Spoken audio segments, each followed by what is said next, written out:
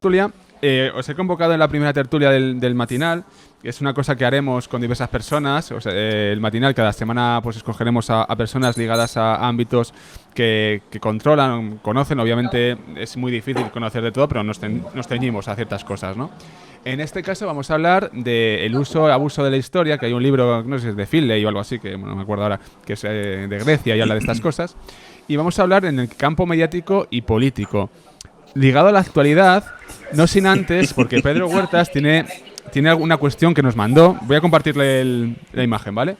Tienes una... A ver si... Espérate, que no la lié yo ahora, ¿sabes? Que... Un momentito. Dime qué imagen es, porque yo no la puedo ver de... No, es la noticia que nos pasaste sobre el cartagineses, ¿no? Asdrúbal, a ver... sí, hostia, el palacete del Molinete. Sí, el palacete del Molinete. Voy a compartir la información en la pantalla para que los oyentes lo vean, y también Daniel... Porque nada, tú, Pedro... Oye, por cierto, me encanta el ruido de cafetería de fondo. O sea, esto es alucinante. Me encanta, me encanta. Pedro está con café. Claro, es que tiene una cafetería, ¿no? Está en una cafetería, o sea, es maravilloso, tío. A ver, una pestaña, cuidado, que aquí se pueden ver muchas cosas, ¿no? Espérate. Espérame, os voy a quitar un momento. Lo siento. Espera, dame un segundo. Mientras tanto, la gente está viendo un café. Una ventana, una pestaña. Vale, esto. Vale, ya estamos, ¿vale? Cómo mola. Un segundillo. Vale, yo creo que se ve bien. ¿Lo veis bien, chicos? La pantalla compartida. Vale, vamos a ver. Vale. Vale, vamos para allá. Vale, perfecto. Creo que ya se ve todo bien. Ahí la tienen. Vale, Pedro, esta información es del diario El País, publicada por el diario El País, digamos sí. en la categoría o etiqueta, no sé, cómo tiene, arqueología. Se venden pisos sobre el Palacio de Asdrúbal, ¿vale? El desarrollo inmobiliario aprobado por el gobierno local en el cerro donde podría estar un notable complejo arqueológico, desata una batalla política en Cartagena. Bueno, es una información de Vicente Olaya, que es un redactor del diario El País, y querías hacer alguna apunte, alguna matización sobre esta información, también un poco para ver cómo tratan los medios, a ver, para ser constructivos sobre todo, oye, que, jolín, que es lo que se trata, ¿no? Para entenderlo, ¿no? Cuéntanos, Pedro, ¿qué pasa con esta información? Pues mira, el problema es que eso, primero, el palacio no existe, o por lo menos no se ha encontrado nada. Entonces, de hecho, la noticia la modificó porque tengo captura de pantalla de anteriormente en la que daban por hecho, pues, tú te lees nada más que titular y te pone: se proyectan pisos encima del Palacio de Asdrúbal. ¿Tú qué te piensas como ciudadano? Hostia, ¿van a destruir un palacio para hacer edificios? ¿Sabes? Se va mucho al comentario facilón de atraer al público de esa manera, y eso es fake. Primero, porque lo que hicieron es una maniobra política de rollos que hay internos entre partidos políticos aquí en el municipio, ¿no? Y lo que se hace únicamente es darle fiabilidad a una sola visión de la única persona que dice que el palacio está ahí. Persona que nunca excava en el monte, por cierto. Que lo que tiene que ver con un permiso de limpieza del año 98, y a raíz de ahí, pues, claro, ¿no? Entonces, claro, a raíz de esto se creó una... y claro, lo que no sabe la gente son todas las cosas internas que hay sobre eso. Por ejemplo, la gente no sabe a nivel local que hay un informe hecho por arqueología, un informe público, vamos, que se puede leer, en el que se obliga a que se protejan los restos que ya están excavados en la morería, que de hecho, encima de todo, teóricamente el palacio está en la parte de arriba del monte, que ya está excavado, y estos son unos solares que están en la parte de abajo del monte, que también está excavado, la gran mayoría, ¿vale? Y no apareció nada del palacio. Entonces lo que se daba era pábulo a ese tipo de noticias falsas. Y creas en la población digamos, el picorcito. No, porque no da la realidad tal como es. La realidad es, mira, hay un informe arqueológico que dice del director el director del Museo Arqueológico Municipal, el arqueólogo municipal, que las cosas hay que protegerlas, que si se van a hacer pisos, lo que si hay algo sin excavar, se tiene que excavar, y si aparece algo interesante, que hay que seguir la ley de patrimonio y protegerlo, ¿vale? Eso es lo que dice el informe. Pero personas que están ahí dentro, que son los que han mandado esa noticia al país, se callan lo de ese informe porque les conviene políticamente. O sea, fíjate hasta qué punto se manipula la noticia de arqueología para ir en un nuevo u otro sentido. Claro. O sea, aquí la historia también... para ponernos un poco también, claro, al final al ser... Es complicado, Pedro, también, porque hay que conocer, estar muy metido en la... Claro. En la pomada de esta cuestión. Es muy difícil cuando, también por ponerme un poco de lado ¿no? de Olaya, en el sentido de la complejidad en muchos lados, en muchas ocasiones que hay, ¿no? Entonces, lo que hay que hacer efectivamente es contrastar todo tipo de información para dar una noticia fidedigna, eso es clave, pero es verdad que a veces los tiempos son complejos. Otra cosa distinta es que se puede dar una información y luego corregirla, en plan, oye, lo sentimos, nos hemos equivocado, que esa sería la clave. El problema es que ese periodista en concreto no solamente no ha contrastado la noticia, sino que ha seguido en la misma línea de tipo de noticias durante 1 año y medio. Si me leí un histórico de las últimas 4 o 5 noticias, una de las últimas era como el Ministerio de Cultura investiga que haya mala praxis en la excavación del molinete y no sé qué, no sé cuánto, y tal y cual, ¿no? Porque solamente se le hace caso a una parte. El Ministerio de Cultura ha tenido que ir 2 veces con técnicos al molinete para mandar 2 informes iguales diciendo que no ha habido mala praxis, que la excavación está bien hecha y que no hay palacio. ¿Sabes? 2 veces por denuncias que no tienen fundamento. Pero este señor ha continuado en la misma línea de no, solamente sigo con este. ¿Por qué? Porque a él le conviene el picorosito. Básicamente es por eso. No estoy diciendo que todos los periodistas sean iguales, que toda la prensa sea igual y tal. Pero hay que llevar mucho cuidado cuando hablamos de muchos temas y de tomar parte únicamente por una de las partes, no contrastar con la otra parte, porque aquí nadie le pregunta, por ejemplo, a los arqueólogos que están en el foro trabajando, que son las personas que llevan 14 años excavando el monte, ¿sabes? Entonces son cositas difíciles. Luego, el dibujo que te ponen ahí, que es la portada del libro del señor sí, Iván, del que no puede ser nombrado,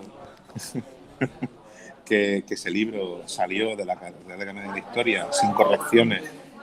O sea, sin correcciones. claro. Claro, es que, ¿cómo la Academia de la Historia publica una monografía sin corregirla? Cuando a mí para un artículo de divulgación tengo doble corrección, por ejemplo. Que me he leído ese libro, porque en su día cuando salió hice un artículo en mi blog y todo el rollo, porque no tiene ni pie ni cabeza. Se nota que van por otras cuestiones, no son cuestiones arqueológicas. Y ya está. No son cuestiones políticas. En este caso que comentas, claro, también, jolín, yo aquí estoy un poco no estoy de la... A ver, entendedme, ¿vale? Para intentar también entender todo el contexto, Pedro, Daniel, Claro, aquí dice que esta publicación fue respaldado por la Real Academia de la Historia. Obviamente, para cualquier periodista, claro, es obvio que es una institución, hombre, y debería de ser, o sea, lo es, la Real Academia de Historia, una institución de la cual te puedes fiar, Pedro. Tú ahora nos indicas, a ver, ahora tú nos indicas, no, es que ni siquiera hay una corrección. Claro, vale, es que pero eso es difícil saberlo. No lo digo yo. Eso lo dijo en una entrevista que está de manera pública uno de los catedráticos de arqueología de la Universidad de Murcia cuando le preguntaron por esa monografía. Dijo, esa monografía pertenece a una serie publicada por la Real Academia de la Historia que ya está extinta porque se descubrió que no se corregían las monografías antes de publicarlas. Entonces la Real Academia de la Historia lo que decidió fue extinguir esa serie. O sea, ya no se publican más monografías en esa serie porque se vio que no se corregían. Entonces dice, oye, una publicación científica de la Real Academia de la Historia tiene que tener mínimo un par de correcciones. Claro, lógicamente. Y no lo digo yo, lo dice el catedrático de arqueología de Murcia. Pero por eso, y está en una entrevista pública, no es que lo digan un corrillo, no sé qué tal, ¿no? En el lo que digo está ahí. Podríamos hablar de que la Real Academia de la Historia hace dejación de funciones en algunos aspectos en general, y por otro lado a veces se mete en charcos que no le corresponderían. Sí. Bueno. Siendo fino y más políticamente correcto como Dani. Madre mía. Pues aquí está esta información que quería sacar Pedro en este caso, que me la pasaste. Sí, es que cada cierto tiempo aparecen noticias sobre esto y ya fastidia un poco, tío, porque dice, coño, es que, primero, eso no existe, así, básicamente. No, lo único que hay de fuentes teóricamente fiables sobre eso es una frase de Polibio, del libro 10, capítulo 9, o libro 9, capítulo 10, en el que dice, a mí me han contado. O sea, a mí me han contado. Polibio está en Cartagonova, que pasa por la ciudad en torno... Él viene con Escipión Emiliano cuando lo Numancia, ¿no? Y pasa por Cartagonova y hace una descripción de la ciudad. 130 y tantos, 140 antes de Cristo, ¿no? Y si ese señor que viene menos de 100 años después de la conquista de la ciudad dice, a mí me han contado ¿No es más lógico pensar, como conocemos a la fuente antigua, que no ha visto nada y que habría algún tipo de historia oral en la ciudad con respecto al origen cartaginés de la misma, para darle un poco de empaque y que él se hace eco de esa historia oral? Pero claro, hay que hacer una lectura crítica de la fuente, que eso se estudia en primero de carrera. Desde luego. Bueno, en segundo, en heurística, se estudiaba antiguamente, ahora ya no sé cómo va el rollo. Pero Mira, que eso es básico, claro, es que eso es básico. Y luego a nivel arqueológico, como no ha aparecido nada, solamente tienes una frase de un autor antiguo. Sí, ya está, una frase sacada de contexto, además de la descripción de la ciudad. Que eso es peligroso, tío. Ya. No, claro, al final los más media proyectan esta información sin contrastar algunos aspectos de la misma y la verdad es que, claro, ya sabemos cómo funciona todo, cómo funcionan los medios, el titular, el clickbait, muchas veces la polémica, que es lo que vende, seamos sinceros, esto funciona así, lamentablemente funciona así, y pasan estas cosas, ¿no? Y es verdad que es peligroso. Bueno, aquí queda esta información que nos ha sacado Pedro, que quería sacarnos este análisis sobre, que ya no es una información que tiene un tiempo, tiene un año, ¿no? O algo así. Sí, lo que pasa es que hace 2 o 3 meses, o hace un mes, salió otra noticia con respecto a lo mismo. Del último informe de cultura, que no sé cuánto, que tal, lo que está comentando, ¿no? Que Sí. el Ministerio, a petición primero del antiguo director de Arcua y después de una asociación ligada a cierto partido político, por denuncias administrativas, creo que era, ha tenido que mandar a 2 comisiones que hagan un informe que es igual, diciendo lo que he dicho antes, que está todo bien hecho, que no hay mala praxis y todo el rollo este. Como se le acaba la malla administrativa, creo que ese señor ha decidido, o alguien ha decidido meter una denuncia por lo penal. O sea, que todavía no acaba las cosas. Daniel, ¿querías comentar algo? Que con ese tema del Palacio de Asdrúbal y la conexión con Cartago Nova, no se juega, bueno, se juega también, entiendo, con el elemento identitario en la sociedad. Efectivamente.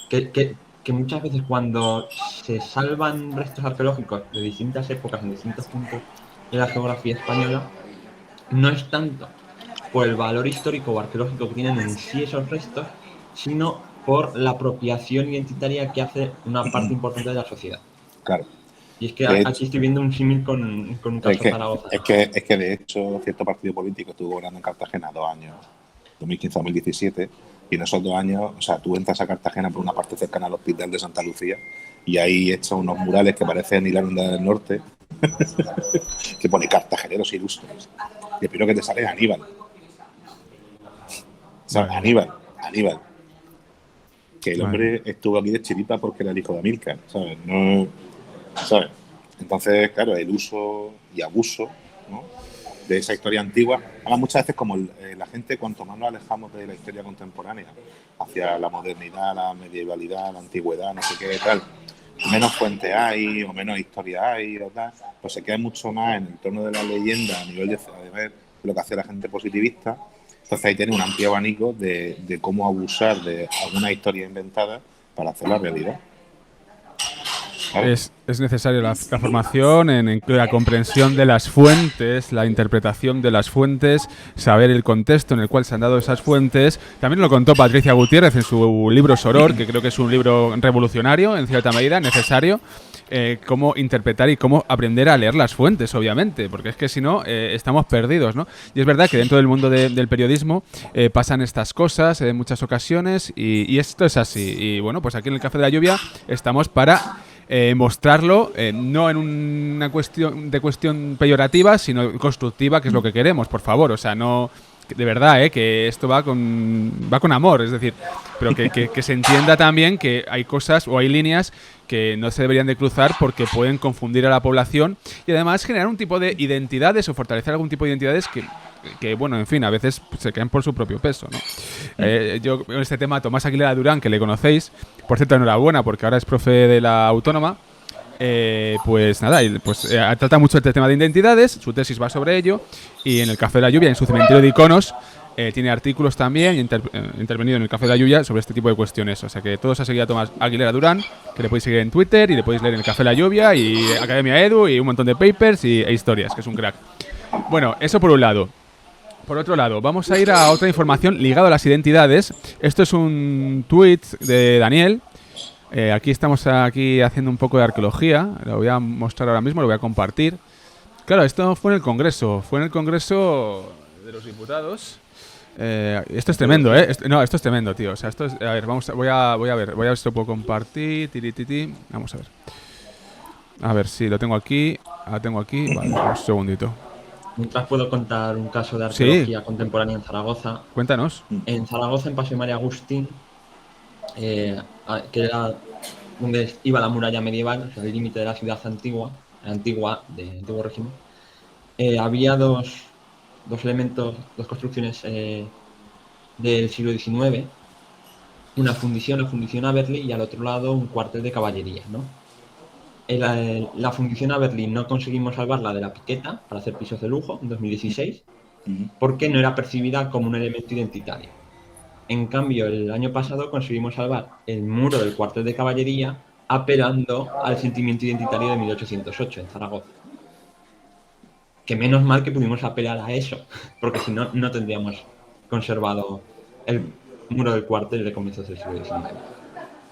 Pero lo que estaba justo al otro lado, que era de mitad del siglo XIX, que era un complejo industrial maravilloso, fue demolido salvo un 28%, un 32%, perdón.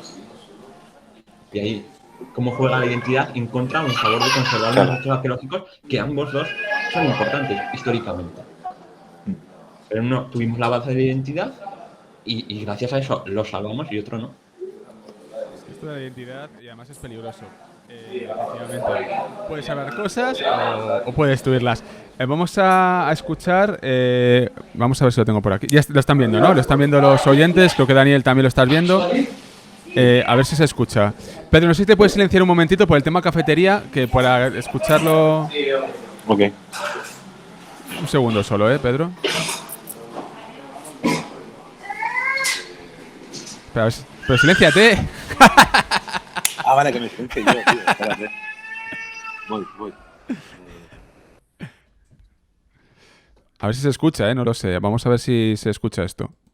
Y déjeme que le haga una pequeña broma. Si siguen así, al final muchos catalanes, para dejar de ser españoles, se van a apuntar también a esta petición para que les quiten la nacionalidad ustedes mismos.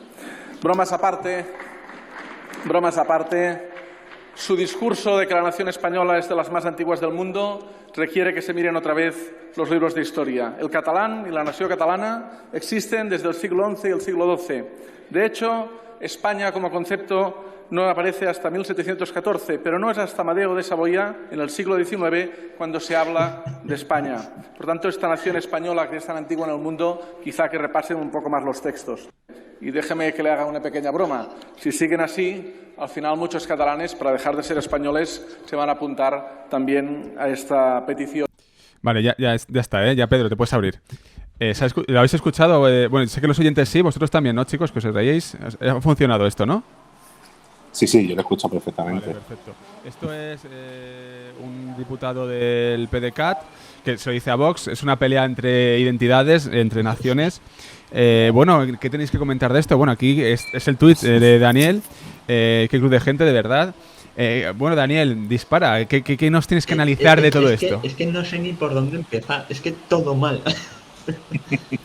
Quiero decir, historiográficamente partimos del debate sobre identidades nacionales y construcción nacionales y los conceptos de nación, que es un debate historiográficamente muy rico, muy complejo y tremendamente interesante, ¿no? Por resumir para nuestros oyentes, muy rápidamente. Hay dos grandes posiciones, modernistas y premodernistas. Los modernistas, sobre todo gente de historia contemporánea, que se entiende que las naciones tal y como las entendemos nacen a partir de las revoluciones liberales de fines del siglo XVIII y el siglo XIX como sujetos políticos de soberanía y construcción cultural, y los premodernistas, que hablan de un amplio abanico de identidades nacionales previas a la nación política sujeto de soberanía. Pero en realidad, cuando te metes historiográficamente a analizar ambas posturas, ves que hay un campo de matices y de grises a lo largo de los, sobre todo, siglos XVII, XVIII y comienzos del XIX, brutal, y que da muchísimo juego, históricamente e historiográficamente hablando. Y a mí, yo no me atrevo ahora a tomar una postura 100% cerrada en uno de los dos campos. Y yo me mantengo en el libro de los grises. Además, hace poco publicó Prensas Universitarias de Valencia, de la Universidad de Valencia, un libro producto de una tesis de Raúl Moreno Almendral de Salamanca, que analiza las identidades nacionales en España, Francia, Reino Unido Portugal entre 1780 y 1840, que abre mucho este abanico, estas matizaciones, y me parece el camino a seguir. La matización, ¿vale? Pero claro, ¿qué vemos entre Vox y el PDeCAT? Dos partidos nacionalistas de derechas, muy de derechas, sea catalán o español, ¿no? Vemos a ver quién, un juego político muy sucio, abusando de la historia, de a ver quién tiene la nación más antigua basándose en las mismas falacias, en una lengua, en formación, en época medieval, y una aparición en los textos, y volvemos a lo que decía Pedro y a lo que comentabas que dice mucho Patricia González, que es la no comprensión de las fuentes. Leerlas en su literalidad sin atender a los contextos históricos, que es la manera mala de acercarse a la historia. Pero hoy en día se abusa mucho. Nos podemos meter a los puntos que trata este diputado y los que puede tratar su reverso. A mí el otro día casi me tiran al cuello algunos porque dije, pues es que en tema de abuso de la historia nacionalista, aquí el PDeCAT es lo mismo que Vox. O sea, sí, es que no es, otras cosas no son iguales, pero en esto son exactamente igual de abusadores de la historia. Sí, Pedro, que estabas ahí. No, digo que lo que hace hoy en día se abusa mucho de la literalidad. No se hace un estudio, ni una comprensión, ni una crítica de la fuente histórica. ¿Por qué? Cojo la frase que me conviene, la saco y la utilizo en contra del que coge otra frase que le conviene y básicamente una vez que la tiene más larga. Así. Pero yo hay una cosa que me cuesta. Vamos a ver. Es que esto es que no me lo puedo creer. Es decir, ¿ellos se lo creen o ellos saben que no es así? Porque claro, no hablo en concreto de este político o del otro político, sino aquellos en general que usan la historia para legitimar una serie de posiciones ideológicas. Bueno, que hacen ahí una coctelera y sale lo que sale. Pero realmente se lo creen, porque ahora voy a poner otro fragmento que a mí la verdad es que me parece tremendo. Y de verdad que yo no, y lo decimos desde un marco técnico, no estamos aquí hablando de ideología política de cada uno de nosotros, sino es puro técnico, como en este caso historiadores, ¿no? ¿Esto qué es? Yo por mi experiencia... A todos los partidos, Claro, sí. claro, es Cuando que me es eso. dicen, no, seguro que no critican, Claro. no, yo he criticado y tengo Exacto. pruebas y he salido en A medios todos. criticando a todos. Exacto, es que ese es el problema, es que ese es el problema. Por mi experiencia con políticos, cuando tiene que tratar por temas de asociacionismo y cosillas así, hay gente que se lo cree de verdad, o sea, que la pie juntilla lo que le están diciendo y se lo cree, y luego hay gente que sabe que no es así y lo usa de arma arrojadiza. Que esos son los peores, porque si tú no te lo crees, bueno, tío, pues no te lo crees y... ¿Sabes? Te lo crees y ya está, cada uno tiene sus creencias, pero si no te lo crees y lo usas sabiendo que es falso, eres un cínico y un cabroncete. Es que Por no decir otra cosa. No, pero es tremendo. A mí me indigna mucho porque, jolín, es que así no. Luego cuando uno acaba la carrera de historia dice, ¿eso para qué sirve? Y digo, joder, pues ¿para qué sirve? Pues mira, que es para que, pues, es que madre mía, para que no te la cuelen para empezar. Entre muchas otras cosas, quiero decir.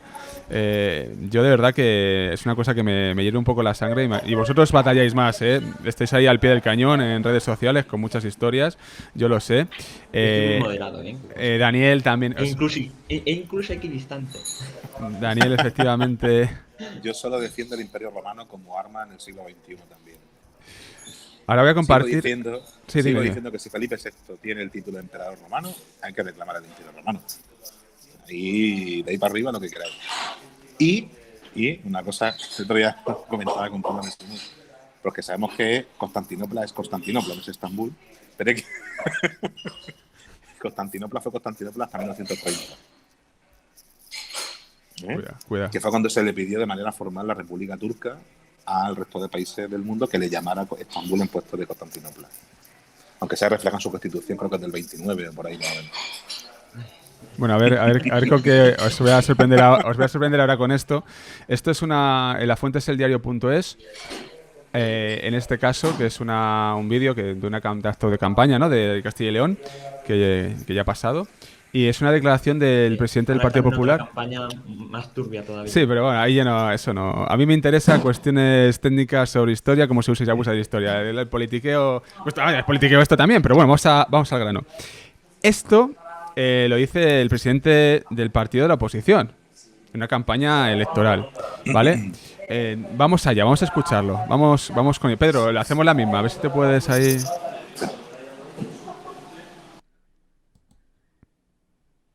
Espera un segundo. Castilla y León es la cuna de la nación española. Lo es desde hace 5 siglos y lo va a seguir siendo a pesar de los socios de Tudanca y de Sánchez, de los separatistas, de los independentistas, de los que nos llaman bestias taradas, de los que dicen que quieren destruir España. Castilla y León es la cuna de la hispanidad, mal que le pese al de México, mal que le pese a Zapatero y sus negocios con Maduro, mal que le pese a los podemitas que están con dictadores, bananeros, que asesinan, que torturan y que violan. Aquí está la cuna de la hispanidad, sin complejos, sin leyendas negras, sin pedir perdón, con orgullo de ser españoles.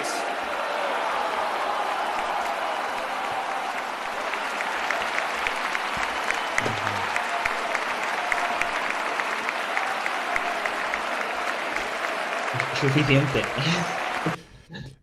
A ver. Bueno, vamos a ver cómo encajamos esto, ¿no? Bueno, Dentro del juego socio que decíais, y ya con esto me callo, el único que no aplaude cuando está hablando Pablo Casado, que está en cámara, es Feijóo. Yo no digo nada. Por lo que puede pasar el Partido Popular en el futuro. Luego, A lo mejor los suevos y tal. los gallegos ya sabes que tienen buena mano, mala mano. Quiero decir, los gallegos, el poder, están ahí siempre por ahí, ¿no? Luego, otra cuestión, el discurso, a ver, la cuna de la hispanidad. Mira, ahí tienes un libro que nos estás dando, Los nuevos odres del nacionalismo español. De que Pablo. no lo he leído todavía, simplemente lo he ojeado, pero el discurso de Pablo Casado está analizado en este libro. Pablo Pero Batalla. si vas a Asturias, la cuna de la hispanidad será Asturias. Si vas a Andalucía, la cuna de la hispanidad será Andalucía. Y la corona de Aragón, que Bueno. Si va a Andalucía, hay nacionalistas andaluces pro Califato de Córdoba. Blas Infante también por ahí, ¿no? Andaluces levantados y todo el rollo. Bueno. Pero todo el mundo sabe que la hispanidad nació en Murcia. ¿Sabes? Pero es que vamos por dar algunos datos. Ya está. A ver, Volvemos Coña, claro. Daniel, da unos datos, pon las cosas claras porque aquí estamos muy perdidos. con el vídeo anterior y con este. Sí. El diputado de PDK. Que Cataluña existe desde el siglo XI. No, a ver, en el siglo XI hay un conglomerado de condados catalanes que venían de la marca hispánica de época de Carlomagno, del cual el principal es el condado de Barcelona, que se unirá a partir del siglo XII, a partir del matrimonio de Petronila y Ramón Berenguer, con el Reino de Aragón, formando la Corona de Aragón. De ahí, dentro de la Corona de Aragón, el condado de Barcelona evolucionará a lo que se llama el Principado de Cataluña, y en el siglo XIV se crean las generalidades o diputaciones del general en Aragón, Cataluña y Valencia, que es el origen de las actuales generalidades o diputaciones del general o generalitats, ¿no? Bueno, el origen, porque nada tienen que ver las del siglo XIV con las actuales, por mucho que digan en cualquiera de los 3 gobiernos autónomos. Eso para empezar. 1714, que a mí con lo de la Guerra de Sucesión ya me toca de cerca, temáticamente y de investigación, y a mí de verdad me saca de quicio. La Guerra de Sucesión es una guerra internacional y es una guerra dinástica y es una guerra civil. Es una guerra civil en cada uno de los reinos y territorios de la monarquía hispánica. Dentro de la Corona de Castilla, dentro del Reino de Aragón, dentro del Principado de Cataluña. Hay austracistas y hay borbónicos. Y es un combate entre borbónicos y austracistas, no entre catalanes y españoles, ni entre catalanes y castellanos. Así que el discurso de 1714, que además parece que son los únicos que fueron castigados, por Felipe V. Nadie se acuerda de Mallorca, Valencia y Aragón. Pero bueno. Luego, con España, la nación española. La nación española obviamente no nace con la provincia hispana de Roma. Y con mucho podemos hablar de la nación española, un sentimiento identitario conjunto de los reinos hispánicos en la Edad Moderna. la Edad Moderna me refiero a partir de la Unión Dinástica y a partir de la nueva instauración de los Austrias, que de cara al extranjero se va creando una cierta identidad en determinados círculos, a través de la lealtad al rey y de la religión católica. Y luego, a lo largo del siglo XVIII, ya la identidad nacional española que va a concretarse con la Revolución Liberal en las Cortes de Cádiz. Y en el caso catalán, hay un momento de efervescencia de identidad catalana en la Guerra de Sucesión, eso es cierto, por la radicalización del sitio de Barcelona, pero una identidad catalana que es complementaria o se complementa con una identidad general en favor del rey de las Españas, de la monarquía hispánica, que en este caso es el que defiende el archiduque Carlos III de Austria, hubiese sido. Pero a la vez existe otra identidad española en construcción, porque no son bloques totalmente separados, sino que están mezclados y en construcción a lo largo de toda la Edad Moderna, desde el siglo XVI hasta el siglo XVIII. Entonces, no podemos hablar de una nación catalana previa a una nación española, ni viceversa, sino identidades nacionales que juegan entre sí y se van construyendo de diversas maneras hasta desembocar, en el caso español, en un sujeto político de soberanía con las Cortes de Cádiz y en el caso catalán con un sujeto de soberanía de 17 segundos en 2017. Bueno, hay gente que se lleva, perdón, lo de la nación, también cogiendo el tema de los visigodos, ¿no? Lo de España y todo el rollo este, y hay que puntualizar también mucho. En el momento en el que los visigodos entran, lo que tienen es un pacto con Roma para asentarse en la provincia. Y de hecho, hasta creo que el Leovigildo, que es el padre de Recaredo, estamos hablando en torno al año 580, las monedas que se acuñan, tanto aquí como algunos reyes ostrogodos, como algunos otros reinos que se crean a raíz de la supuesta caída del Imperio Romano en el Occidente, supuesta, tienen al emperador bizantino en el reverso. Es decir, ellos reconocen a Bizancio como la cabeza del imperio y ellos son como una especie de reyes que dependen de ese gran imperio, ¿no? Al mismo tiempo que están los visigodos en la península ibérica, también están los suevos, que sí que luego caen y son absorbidos por el reino visigodo. Población de origen visigodo en la península ibérica, 250.000 personas de unos 6 millones de habitantes aproximadamente que se calcula. Que el sentimiento que tendrían serían más de hispanos-romanos, con una tradición ya que viene de 500 o 600 años, como de provincia del Imperio Romano o de la República Romana o lo que fuera, más que de un sentimiento tal. Durante otra gran parte del reino visigodo, 70-80 años, toda la parte sur-sureste de la península, costa andaluza, de la actual Andalucía y tal, la provincia de los bizantinos de la península ibérica. Entonces, ¿a qué jugamos realmente? Es de nuevo utilizar la historia como un arma arrojadiza y para justificar tu posición política. Y ya está. Únicamente es para eso. Y el término nación española y nación catalana está desde la Baja Edad Media. Ese término, y se usa. La cuestión es con qué sentido se usa y qué connotaciones tiene. Claro. Porque varía y sobre todo, que no son términos excluyentes. Porque las identidades suelen ser múltiples y comunicantes. Claro, es como en las constituciones. Hay veces que creo que la constitución de 1869 es la que se reconocen también a ciudadanos españoles, a gente de las colonias. No me acuerdo qué era. No, la propia de 1812. 1812, que se reconoce a los ciudadanos de las colonias como ciudadanos españoles. Sí, de ambos hemisferios. Claro. Entonces, pero, también cambia dependiendo de quién esté, el contexto en el que se desarrolla cada constitución. Me acuerdo de segundo de bachiller de las constituciones. De identidad política, identidad cultural, claro. Identidad regional, desde la que se construye una identidad nacional superior. Y ahí podemos ver al lío de nación de naciones. Claro. Que en realidad toda nación es una nación de naciones. Sí. Y una suma de identidades múltiples, porque sobre todo en Europa se forman las naciones y los estados-nación sobre monarquías compuestas de distintos entes territoriales. Pero es que eso pasa, por mucho que digan que España es diferente, no pasa en España, pasa en Portugal, pasa en el Reino Unido, ni te cuento, pasa en Francia, pasa en Alemania y pasa en Italia. Yo creo que Alemania es un ejemplo perfecto, porque pasa de los 30 lendas a mediados del siglo XIX a la unificación, ¿no? de Prusia y todo el rollo este, pero son 30 estados totalmente diferenciados, aunque luego tienen el Segundo Reich, ¿no? Con Bismarck y toda esta gente. Pero sigue habiendo esos lendas, eso es, y sigue ahora una república, y siguen teniendo esos estados diferenciados como república dentro de la República Federal, ¿no? de Alemania. Entonces eso se ve perfectamente, y son estados dentro de un estado. O sea, por eso la Europa federalista. Ahora, tenemos a los oyentes que, bueno, tenemos Irat que nos comenta unas cuantas cosas. Ahora Irat las trasladamos a los invitados de hoy de la tertulia. Perdón, ¿qué hora es? Las 12:37, Pedro. ¿Cómo vas? Vale, tengo 15 minutos todavía. Va, sí, no te preocupes. margen. Acabamos en 15 minutos como mucho. Nos dice Idat, lo primero, que se cuela algún ruidillo, es que Pedro está en una cafetería y esto, como es rabioso directo, lo siento, Idat, muchísimas gracias, pero que no podemos hacer otra cosa, que es así, que esto son cosas del directo. Pero bueno, se escucha bastante bien. Yo quería comentar ahora, antes de leer a los oyentes, que al final, como todos sabemos, los políticos de un lado o de otro, del centro para adentro, izquierda, derecha, a veces utilizan las banderas para tapar las miserias. Y esto es una cosa que se utiliza siempre, un sentimiento, una identidad, para tapar que no puedo comer, el hambre, o para tapar otro tipo de cuestiones, o para tapar que estoy muy frustrado en mi vida y por lo menos tengo algo a lo que aferrarme. O sea, este tipo de cosas pasan. Y esta es mi visión de las cosas y cómo se utiliza la historia para crear ese sentimiento a veces visceral y de rabia y de orgullo en muchas ocasiones. Pero lo importante, que son las cosas del comer, esas cosas están de un segundo lado. Entonces, para mí eso es lo importante, ¿no?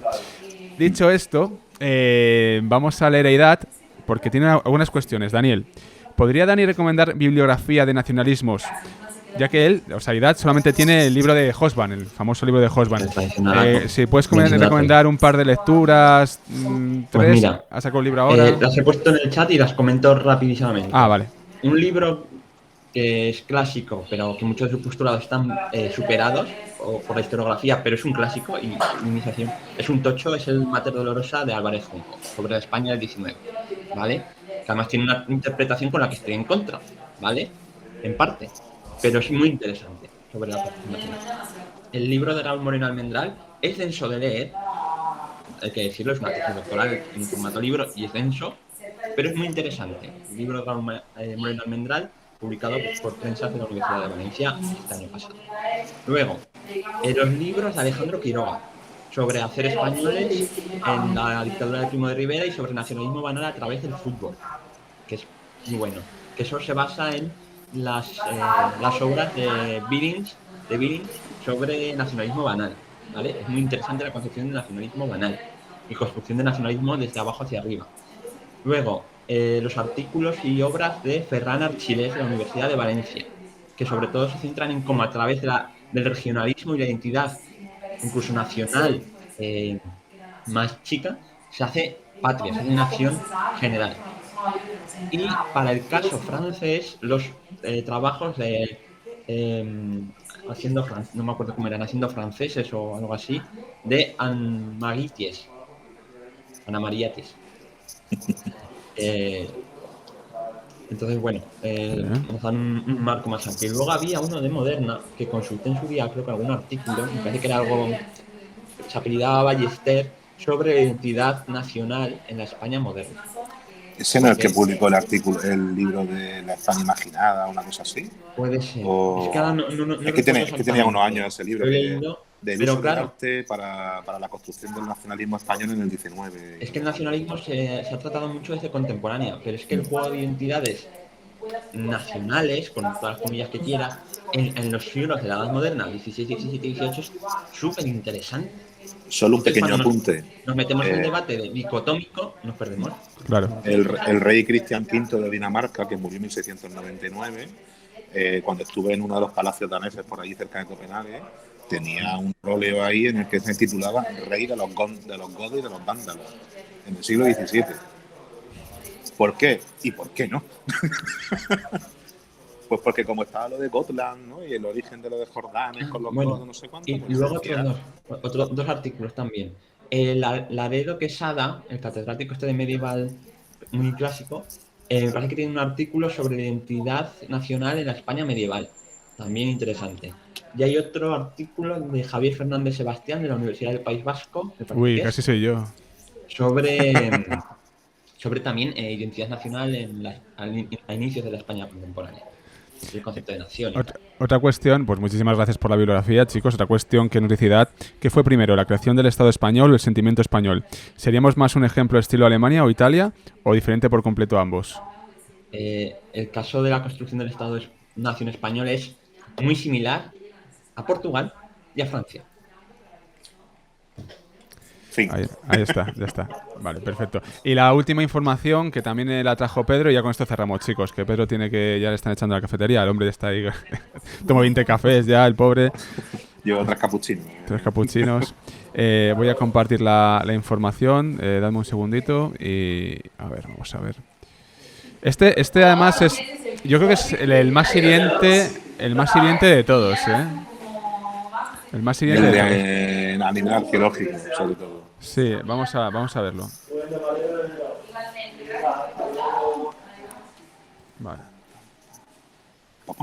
Aquí, bueno, además es la Sí. SER. Investigan a un hombre por realizar prospecciones arqueológicas sin autorización. Claro, ¿Cómo nos comemos esto? con patatas, básicamente. Pero es lo que pasa siempre. O sea, hay un desconocimiento total de las leyes de patrimonio a nivel nacional y regional. Y parece ser que cualquier persona que va adrede, porque una cosa es que tú vayas por el campo y te encuentres algo, sin conocerlo, ¿vale? Eso es fortuito, eso es una cosa que se puede dar perfectamente.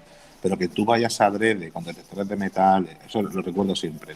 Usar detectores de metales adrede para buscar cosas arqueológicas en el campo está prohibido. Fin. Solo se utiliza en algunas comunidades autónomas con una autorización especial de la Diputación de cada provincia a nivel cultura y tal, y bajo supervisión de gente de la universidad de turno. Por ejemplo, en Jaén, para el tema de la batalla de Baécula, ¿vale? Se usó detector de metales, pero no para buscar las cosas y excavarlas, sino que eso va con un GPS. Entonces, donde pita el detector, se marca con el GPS, se crea una nube de puntos, ¿vale? Y al crear la nube de puntos, luego tú decides dónde puedes hacer la excavación. Para eso sí se puede utilizar un GPS, pero con una petición especial. En el caso de esto es que siempre parece como que, un tío que se dedicaba a robar monedas las ha donado a un museo, ¿vale? Que siempre es bien recibir cosas para los museos. El problema de eso es que están descontextualizados. Y lo que la gente todavía no entiende es que lo que me importa en la arqueología es el contexto en el que aparece una pieza, no la pieza en sí, que puede ser muy bonita. Pero si no tiene un contexto en el que ha aparecido, a mí no me vale para nada. Me vale para decir qué bonita que es esta moneda. Yo siempre pongo el ejemplo, nosotros encontramos en Vegastri, ahora que está aquí hablando con el director de la excavación, antiguo director de la excavación, José Antonio, nosotros en 2010 en Vegastri, que además lo encontró uno de Araxur. Anda. Sacamos un semi-visigodo de oro de Recaredo, pero lo encontramos dentro de un nivel arqueológico, con una excavación formal, en un estrato. Entonces, eso es muy valioso, ya no solamente porque es una moneda de oro, que está muy bonita, sino porque aparece en un concepto que nos permite conocer, ¿no?, cómo es la historia de ese yacimiento justo en una época muy concreta, que son los finales del siglo VI después de Cristo. Entonces, para eso valen las cositas.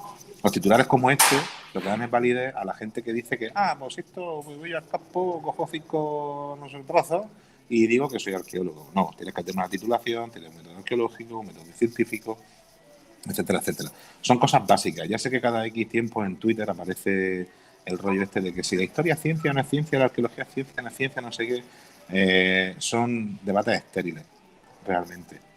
Y normalmente la gente que suele decir que la historia no es una ciencia es gente que no estudia historia. Normalmente. Es como si yo digo, yo qué sé, la economía no es ciencia. ¿Por qué? Pues porque he visto un tío de YouTube que lo ha dicho. Pero sí, son muy hirientes este tipo de líos. Pero ahí lo que hace, ahí viene cierto, por ejemplo, que a lo mejor la persona que lo ha escrito no conoce la ley de patrimonio. Que lo que tiene que hacer es irse y preguntarle al colegio de arqueólogos de su provincia, que lo hay, los CDL, en cada provincia, y preguntar antes de hacer algún tipo de indagación. Sí, que muchas veces por las prisas que llevan los medios de comunicación te obligan a escribir la noticia así, y tienes que escribir un titular, un subtítulo y desarrollo también. Y muchas veces pues se cometen los errores por eso. Desde luego, bueno, se puede corregir, ¿no? No sé si lo habrán corregido. A veces ha pasado que se ha corregido, ¿no? Que además en Twitter habéis estado algunos ahí, no sé si decir dando la brasa, no, diciendo, oye, que esto no es así, ¿qué tal? Ilustrando y lo han corregido. Yo creo que no hay una mala fe en este tipo de titulares, lo que pasa que se les va, claro, lo que tú dices, que falta contraste, falta formación y conocimiento, evidentemente, de lo que están tratando. Y el tiempo es verdad que es un problema en los medios. Eso es un tema que hay que debatir en los medios de comunicación, en qué marco estamos, y una mesa de esas haremos con periodistas también, porque esa opinión también es muy importante, obviamente, conocerlo desde dentro. Claro, por eso he dicho que yo creo que juegan con el tiempo. O sea, justo, tú no tienes tiempo de armarte la noticia bien y tienes que tirar un poco de lo que ha ido leyendo por un y por otro y armarlo. pero no es culpa de la persona que lo escribe. No, claro, justo. Oye, pues chicos, yo de verdad que ya está, os vamos a dejar ya partir. Muchísimas gracias por esta, la primera tertulia del matinal de los viernes del Café de la Lluvia. Gracias a todas las personas que estéis en el chat. El café sigue un poquito más, no os vayáis, que hay un par de cositas más que contar. Oye, pasad buen fin de semana. Igualmente. Igualmente. Bueno, chicos, un abrazo, muchas gracias, de verdad. Hasta luego. Adiós. Pues ahí te...